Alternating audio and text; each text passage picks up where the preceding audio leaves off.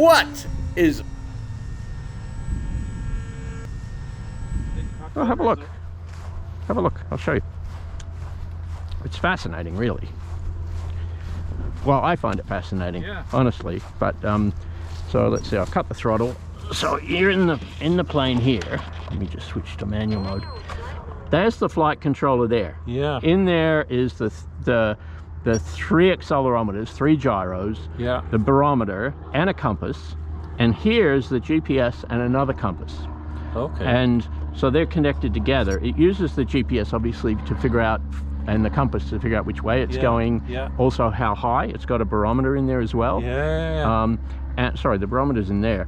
And then in here is a CPU and a code called ArduPilot that basically reads in all of those sensors like thousands of times a second, literally, and calculates you know, which way it's flying, how fast it's flying, what the height is, and then what it thinks it said. Oh, you want to go down, let me figure out what I need to do to go down, what I need to do with the ailerons and the rudder and and everything. And then if I flipped it to auto mode, then you know, and say there's a waypoint over there, then the flight controller can just take over completely. If you notice here, the servo wires are all actually connected into the flight controller.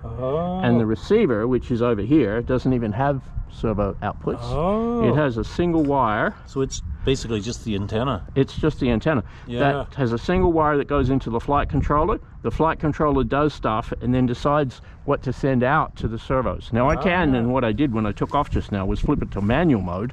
And then I'm in control, and what I do is what the plane does, it just passes it through. But most of the time I'm either flying in a fly-by-wire mode or a stabilized mode or a fully automated mode where you know, the flight controller takes over completely. It's and there's a whole bunch of setup and programming and stuff like that to be done to make it go, but it's really crazy how what it can do.